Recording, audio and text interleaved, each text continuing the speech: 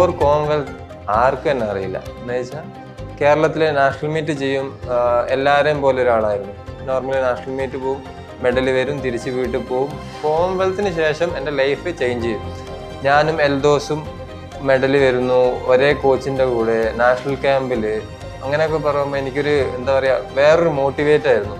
Medal വന്ന് എനിക്ക് next day തന്നെ ന്യൂസുകാർ വിളിക്കുന്നു.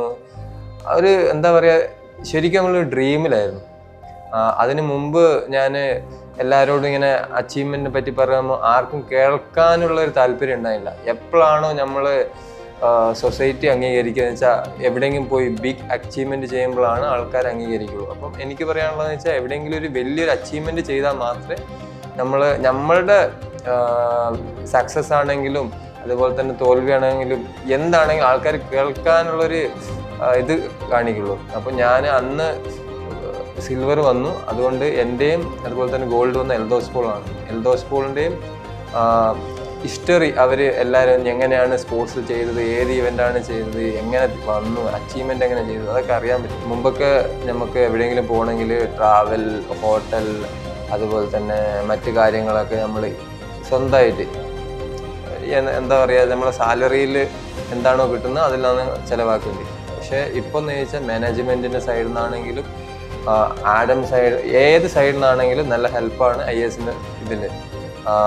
എനിക്ക് തോന്നുന്നു ജസ്റ്റ് ഒരു മെസ്സേജ് മാത്രം അയച്ചാൽ മതി, എന്താവശ്യമുണ്ടെങ്കിലും IASൻ്റെ സൈഡിൽ നിന്ന് അവർ ഹെൽപ്പ് ചെയ്യുന്നുണ്ട്. അതുപോലെ തന്നെ ഞാനിപ്പം IASലാണ് പ്രാക്ടീസ് ചെയ്യുന്നത്. മുമ്പ് നാഷണൽ ക്യാമ്പിലായിരുന്നു. നാഷണൽ ക്യാമ്പ് പിരിച്ചു വിട്ടപ്പോൾ IASലോട്ട് വന്നതാണ്. അവിടെ എല്ലാവിധ ഫെസിലിറ്റീസും ഉണ്ട്.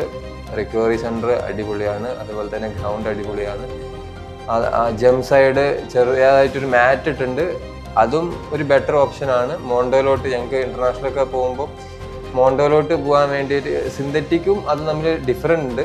എനിക്ക് തോന്നുന്നു അവിടെ പ്രാക്ടീസ് ചെയ്തുകൊണ്ട് എനിക്ക് കുറച്ചും കൂടി ബെറ്റർ ആയിട്ട് പെർഫോം ചെയ്യാൻ പറ്റുന്നു.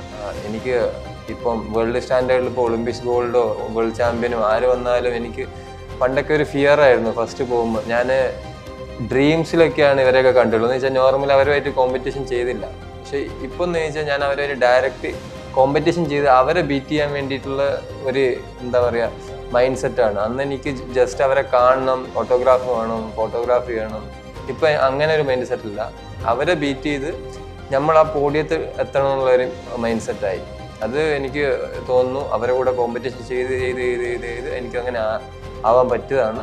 എക്സ്പീരിയൻസിൻ്റെ ഇതിലൊക്കെ എനിക്ക് 2022 നല്ല എക്സ്പീരിയൻസ് കിട്ടിയിട്ടുണ്ട്. ഞാൻ വേൾഡ് ചാമ്പ്യൻഷിപ്പും കോമൺവെൽത്ത്, ഏഷ്യൻ ഗെയിംസ്, അങ്ങനെ മേജർ കോമ്പറ്റീഷൻ കുറേ ചെയ്തിട്ടുണ്ട്.